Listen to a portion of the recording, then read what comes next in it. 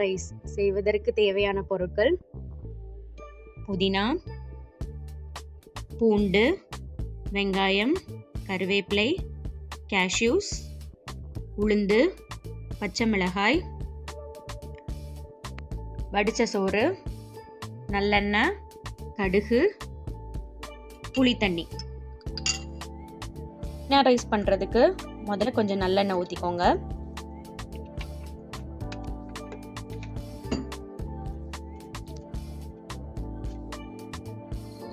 கொஞ்சம் உளுந்து போட்டுக்கோங்க.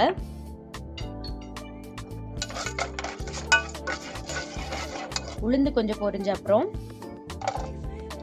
5 பல் பூண்டு போடுங்க.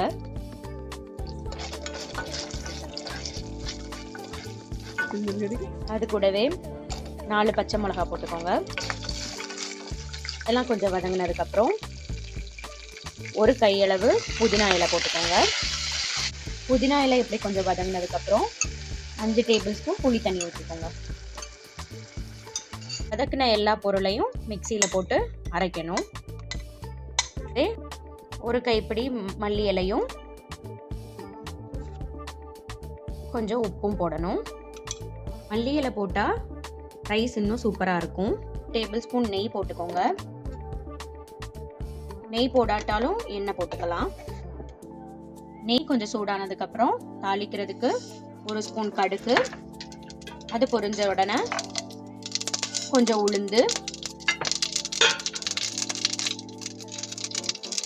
கொஞ்சம் கருவேப்பிலை,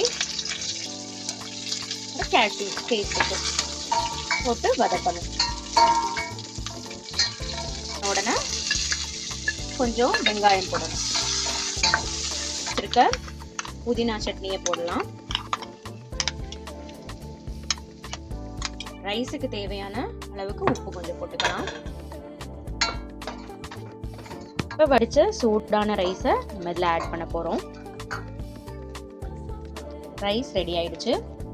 சூப்பரான புதினா ரைஸ் ரெடி. இது ஈஸியாக நீங்கள் லஞ்ச் பாக்ஸுக்கும் வச்சுக்கலாம். பிள்ளைங்க ரொம்ப விரும்பி சாப்பிடுவாங்க. தேங்க்யூ.